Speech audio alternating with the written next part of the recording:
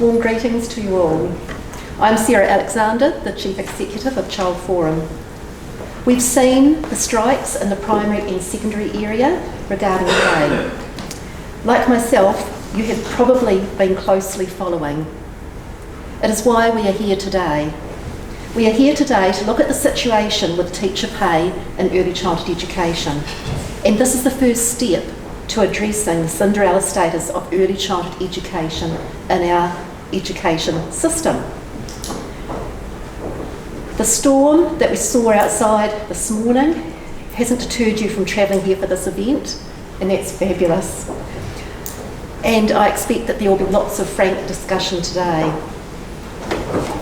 There are some high sensitivities, though, around pay relativities between different early childhood services and around funding and responsibilities for setting teacher pay levels.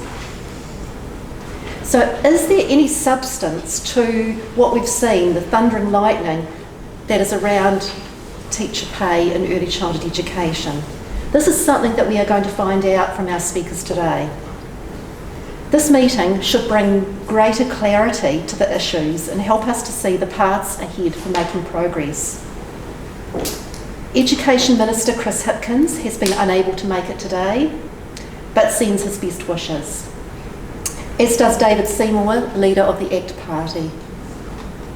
Thank you to Wellington Live and to Lilia, who is filming this event, to give access to people from around the country who are unable to be here today. The agenda is as follows. Nicola Willis, Spokesperson for National and Early Childhood Education, will address this meeting. David Haynes will identify issues around the kindergarten teachers' collective agreement and talk on pay parity. Then from the sector, we have some wonderful people who have agreed to say a few words or more about how things are for them or what their take is on the issues. Then Nicola Willis will be invited to reply and provide further comment if she wishes. I will then do a recap of the meeting, discussion, and then we'll look at what happens next before the meeting closes at 5 o'clock. But first, I will present some key facts about early childhood education teacher wages and factors to consider. I will follow this up by giving you survey findings on what the sector thinks about the current minimum wage levels set by the Ministry of Education for centres and the question of pay parity for all or only kindergarten, for all teachers or only kindergarten teachers. I have organised this event and I'm meeting the costs because despite the big changes over the more than 30 years that I've been involved in the sector, such as the introduction of government funding for childcare, yes, I was teaching before funding was introduced, such as the bringing together of childcare and home-based ECE from the Department of Social Welfare to join kindergarten under the Ministry of Education, and changes to uplift staff qualification requirements, little has really changed in the status of the sector and in the treatment of early childhood teachers. Early childhood education continues to be walked over, trodden on and discriminated against. It is still treated badly as the Cinderella of the education sector. It is time to address the status of early childhood education, starting with teacher pay. No one seems to be doing this for us. We have to do it ourselves. As a 17-year-old, I was involved in the Kindergarten Teachers Association. I was the national student representative and member of the executive. There was strong, articulate and vocal action in those days. So much action that we were even feared by the Education Minister because he knew that he didn't have a leg to stand on. The union was effective for early childhood education and every teacher valued their membership. I am disappointed with NZDI for ECE today. In social media, I see comment after comment by teachers working in early childhood services that it's not worth belonging to NZDI because it's not going to change anything for them. I have also been told that in some kindergarten associations, teachers are actively discouraged from joining the union. This is serious. Throughout my working life, I have engaged in research, teaching the teachers and providing advice and support to the sector, parents and others. And I have come to the conclusion that for the sake of our children and for quality early childhood education and care, all early childhood teachers need to be respected and paid a wage which reflects that they are teaching professionals. The early foundations of learning for children are vitally important to get right. Quality teaching is a key lever for improving outcomes for diverse children. Relationships and trust in the adult are central to quality. As Dr. Mary Maloney from Ireland said in an interview we recorded, no child should arrive in the morning at their service to find their key teacher or primary caregiver gone due to low pay and or bad work conditions. Dealing with one transition can be hard on a child. Dealing with multiple changes in transitions and relieving staff, changing from day to day, can be even more difficult. Even when teachers stay in the sector, when they are disillusioned and overworked for the pay they get, they can withdraw and disengage from children and from their work. Working with young children is intellectually demanding and physically hard work that requires tremendous knowledge, skill, sensitivity and care. Early childhood teachers are required to undergo the same level and rigour of training as teachers who work in the primary and secondary school systems. And the Teaching Council makes no distinction between teachers based on the setting they work in. A teacher is a teacher. You've heard that phrase, and that is the truth. For certification, all teachers must undergo the same process and meet the same standards as set out by the Teaching Council. But a teacher with the same experience, qualifications and responsibilities is not paid the same, no matter which part of the sector they work in.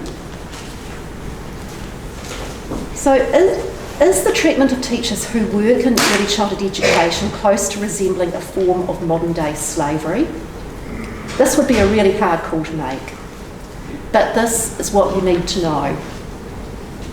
When asked how it defines fair pay for teachers who work in early childhood education, the Ministry referred us to the pay levels that it asks service providers to at least pay their certificated teachers at when accessing higher rates of funding. So fair pay then for a teacher who works in early childhood education for a 4-year degree and many years of experience is $46,000 or $22 an hour. But in primary and secondary schools, the new top level base salary will be $90,000. Fair? Hardly. 1/3, 33% of people working in early childhood education experience bullying in the workplace. For example, one teacher said 8 people have resigned in the last year from excessive bullying from our centre and have been threatened with legal action if we talk or report. Another teacher said, the manager often puts down staff members. The owner believes we are conspiring against her and demands we work even during stomach bugs, etc., even though it's against policy. Another teacher said, a new manager was employed. She took my offer of help as me trying to take over her job. Had a number of one-on-one meetings with her where I felt bullied. Each meeting resulted in a letter about my professional conduct, 3 in total. She then isolated me from other staff and made me feel that if I spoke up about what was happening, I would be breaching confidentiality.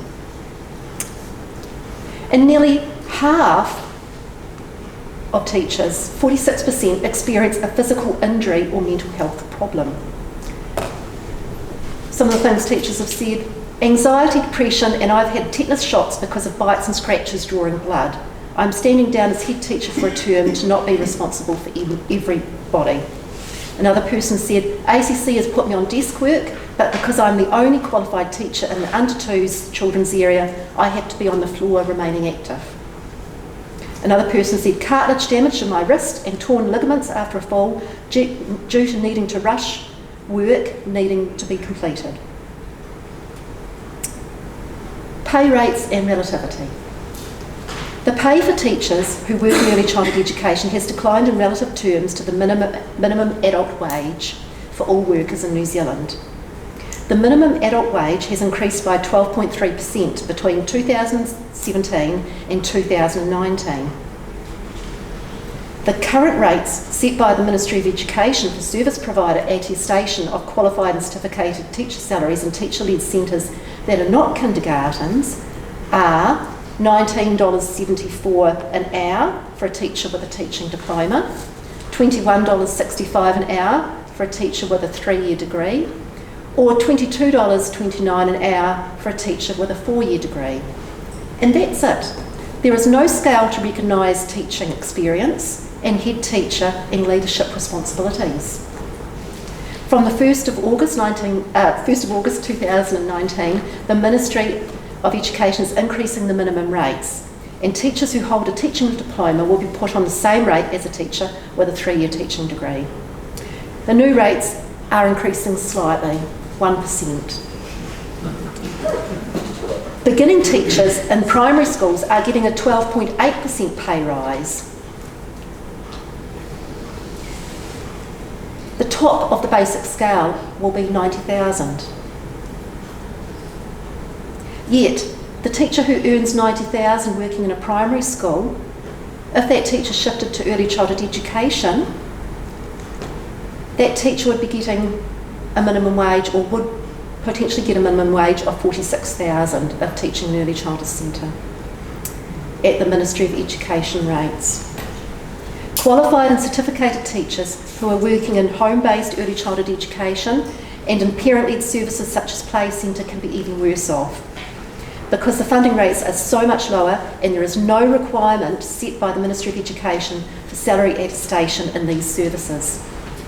Clearly, there is little financial incentive for people today to get a teaching qualification if they want to teach in early childhood education. This is a big problem. What's the incentive to get a teaching qualification now? And there is also little incentive for our current teachers to get higher qualifications. Kindergarten teachers are the only teachers in early childhood education to currently have pay parity with teaching colleagues in primary education. The continued exclusion of all other teachers who work in licensed and publicly funded early childhood education services by the Ministry of Education is not justified and needs to be reviewed. David Haynes has extensively researched this, and he has been invited to address our meeting on this matter today. What's the key problem? The key problem is that the care teachers have for children, their love of their job, these things are used against them. They are used to suppress wages growth. Teachers who work in early childhood education are asked to accept low wages.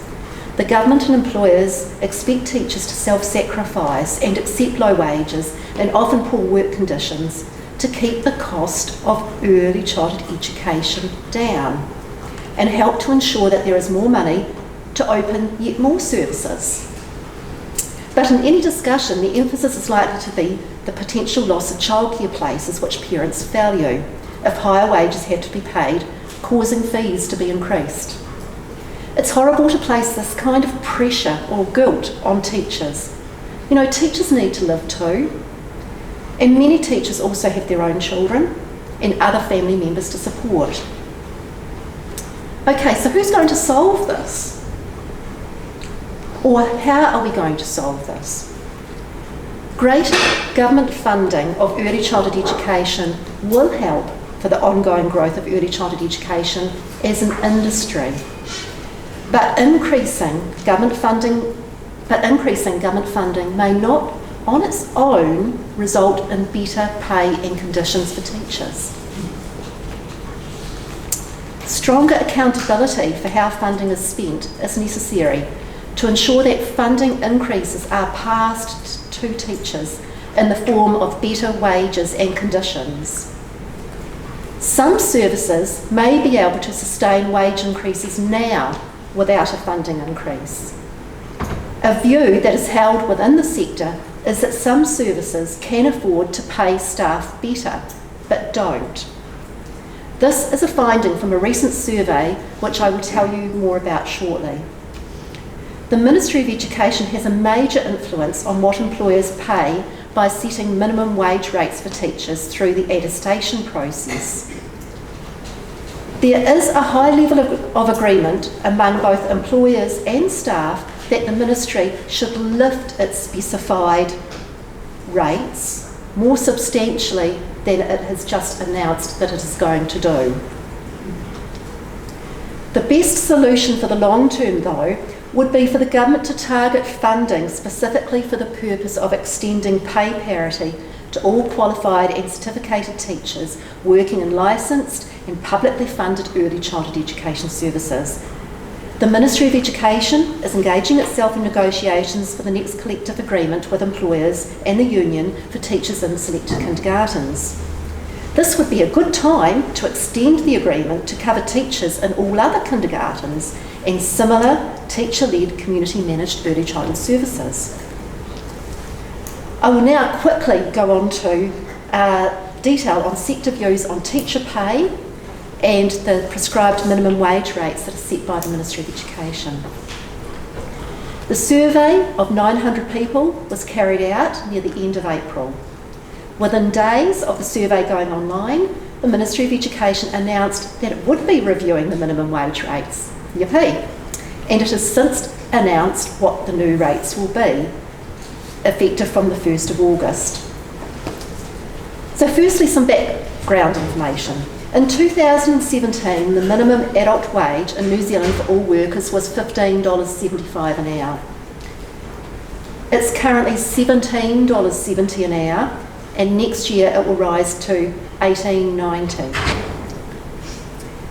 So question one that we asked people was, should the Ministry of Education increase the prescribed minimum wage rates for qualified teachers in early childhood education services? Because we didn't know when we did the survey that it would prompt the Ministry to review the rates.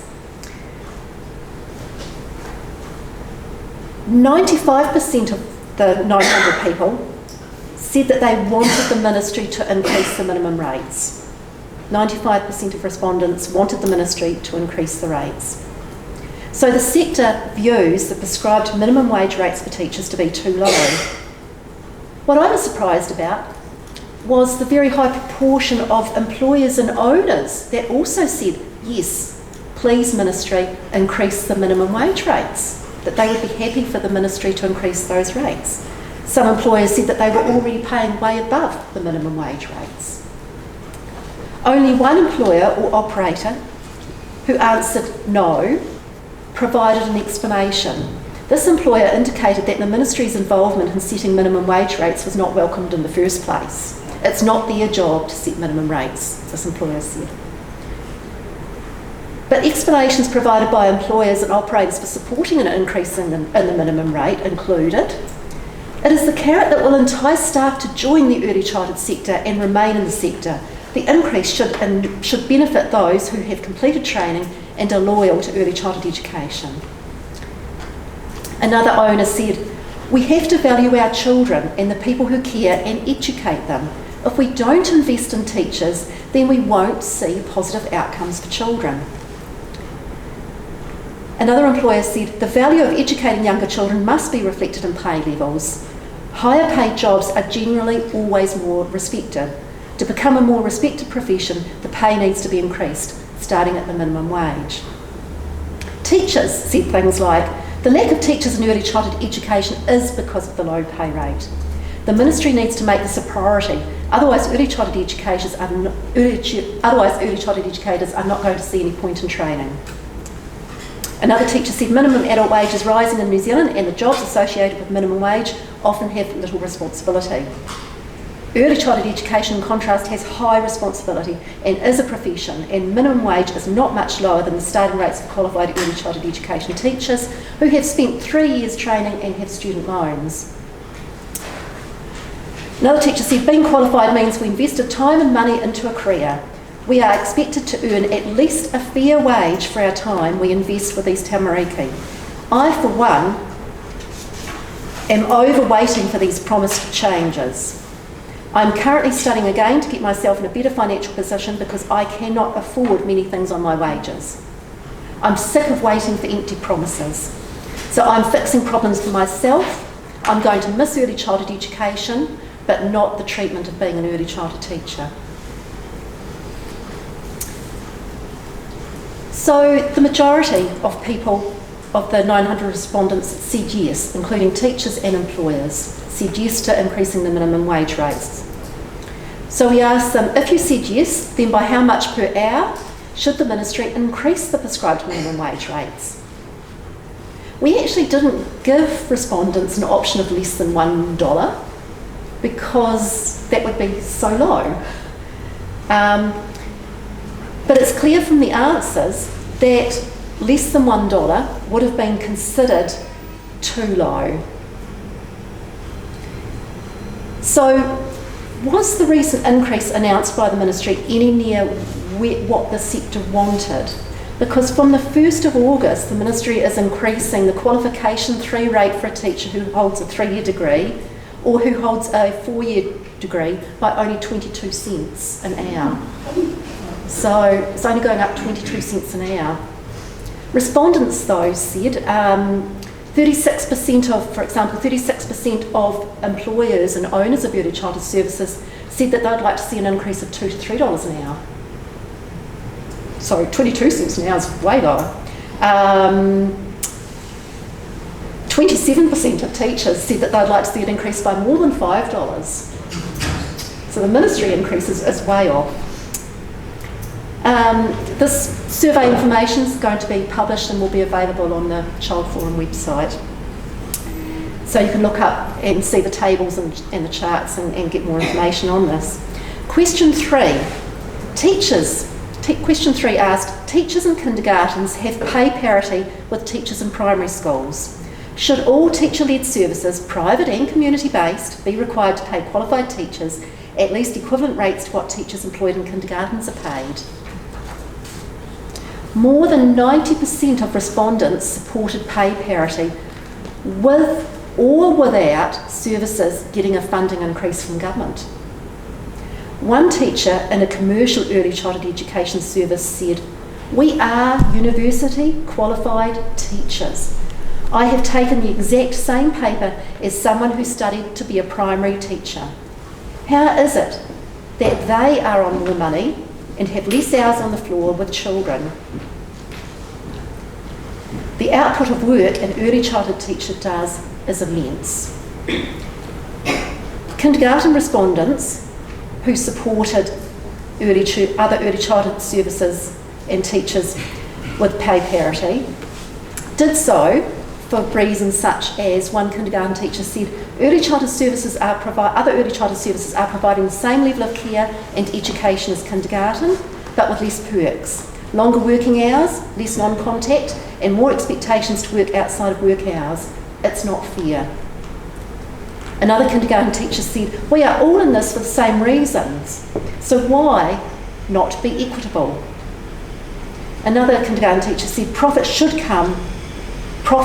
not come before the best interests of the child.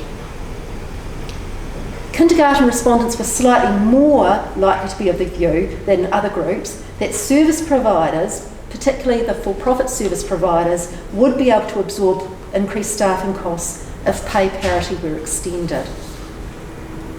However, the ideal is more funding, but more funding tagged or targeted to teacher salaries to ensure that the funding is passed on. As a teacher working in a community-based education and care centre said, yes, it should happen, there should be pay parity, but it won't happen without a funding increase because too many corporates want their piece of the pie. Thank you.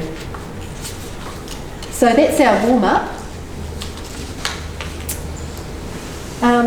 I'd now like to call up and I'd now like to welcome and call up Nicola Willis, National Spokesperson for Early Childhood Education, to talk with us about National's view on the importance of early childhood education and teacher pay and what you would like to talk about.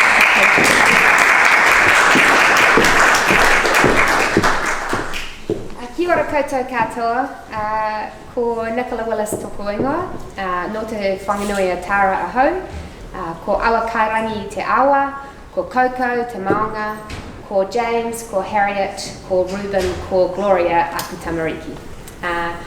And hari tanako ki tai mai nei. No reira, tēnā koutou katoa.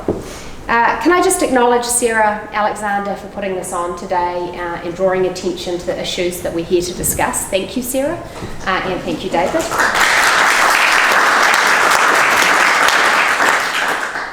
And can I acknowledge all of you? Can you put your hand up if you're an early childhood teacher or an early childhood educator? Yeah. Well, thank you for your work. In the past year and a half, since I have been National Spokesperson for Early Childhood Education, I've visited more than 70 early childhood centres. And the thing I try and do every time I visit those centres is to thank each of the teachers I see for the incredible work that they do, because I know that too many of you do feel undervalued and do feel that the huge contribution you make to families and communities is often unrecognised across our wider society. And that's regrettable, because the work that you do is incredibly important. I have felt that firsthand. As a mother, I have 4 children three who've been through early childhood education and one who's still in an early childhood education. And without naming her or making her embarrassed, I want to acknowledge that one of my children's teachers is here today. So I value the work that you do so much, because I have seen firsthand that early childhood education is the foundation for learning. It is the foundation for the relationships our children are able to form. It is the foundation for their confidence and the way that they interact with others and engage with the world. It provides emotional regulation. It provides all sorts of foundation skills. So when we get it right, it makes a huge difference. And the difference between getting it right and not getting it right all comes down to people. It comes down to you. It comes down to teachers and the quality of relationships that they are able to form with the children they are teaching. So let me just say that absolutely up front, that I see you, I value you, and I recognise the work that you do. I always find it difficult when I come to early childhood education conferences, because I come with a huge suitcase on my back, which is the baggage that I think many people see as soon as they see National in early childhood education. I want to acknowledge that there have been many people over the past few months who've said to me, look, they weren't happy with what National did in early childhood education. And I always say, well, that may be the case. National did, of course, increase funding for early childhood education significantly, but it's not my job to defend what was. It's my job to prepare for the future and to make sure that National's policies going forward respond to a sector that we have acknowledged, right from our leader Simon Bridges has acknowledged is so important to New Zealand's future. So that's my job, to listen to you and to think about what policies we form for the future. But it is important that I also recognise that Chris Hipkins isn't here today. And I think that is significant, because the other thing I remind people of is that Labor did come into government with big promises for the early childhood education sector. I stood at rallies before the election where I listened to Chris with my own ears, pledging that Labor would not only restore funding to pre-2008 levels, but that it would also introduce a new funding rate to push for 100% qualified teachers, and that it would introduce additional funding to lower teacher-child ratios. And of course, those are promises that haven't been delivered, while a number of other policies, including free fees for tertiary students and other areas, have been delivered. And I mention that because it's my view, and I hold myself to this standard, that we shouldn't campaign on things in opposition if we're not going to deliver on them in government. But we also require those early childhood educators to go through the same registration and certification process that we require primary teachers to go through. So I think we do have a situation where in many ways it's recognised that early childhood teachers are teachers that should be valued as primary teachers, but clearly when it comes to pay levels, that is not always consistently the case. And we are facing a real problem in early childhood teaching right now. I mentioned earlier that I have visited more than 70 early learning services. The reason I've done that is that I wanted to get a sense of what the picture is in early childhood education across the country. Because as you know, one of the great and wonderful things about early childhood education is that what a kindergarten looks like in one rural community will be completely different from what an early childhood education and care centre will look like in another. versus a play centre versus a kohanga reo in a city to a rural setting to a provincial setting. We've got huge variety out there, and I wanted to get a sense of that and a sense of what's working. And I tell you what, the consistent piece of feedback I get, because everywhere I go I say, what are your ideas for the future? What would you like to see happen? What concerns do you have? The number one concern that's raised with me is a shortage of early childhood education teachers. And it's raised with me not only by centre owners, not only by head teachers and managers, but by the teachers themselves. Because in many of our early childhood education centres, there's a lot of pressure being placed on staff who are carrying relievers, who are worried about the gap. That means that the ratios have got higher, are worried about where the next person's going to come from. So I know that that concern is out there. I have taken it on as my role to dig around and find out more information about how widespread that shortage is in an objective sense. It's been very hard to get any information. As you know, the Ministry of Education does not collect that data. And despite many questions that I've asked the Minister about it, the Minister doesn't collect that data either. So later this week, I am going to launch a survey of all early childhood education services in New Zealand that are government registered and government funded, to ask you and to ask them about your experience of teacher shortages. Because I think we need to get that picture that you and I know is out there more widely known across our community. Because I think that we need to act, and it's essential that we do that, because it's going to impact kids not only in centres today but for the next few years as well. So I just want to acknowledge that significant issue of teacher shortages. When it comes to the issues of pay, as Sarah highlighted, we do have this growing discrepancy, which is that minimum wage rates have increased by around 12.7% over the past couple of years, whereas early childhood education attestation minimum rates have increased by more like 1% a year. And so that means that that gap between those who are qualified and those who are not has got smaller and smaller, and that is highly problematic.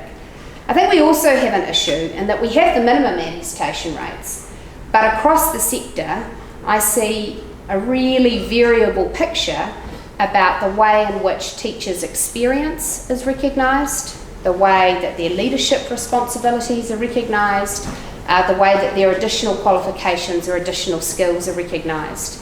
And I think that for the future we need to be thinking about what is the way across all kinds of centres, not just kindergartens, but all kinds of centres, what is the way in which we recognise progression in teaching, and that we recognise levels of responsibility and scales of experience. And that's an area that I'm digging into.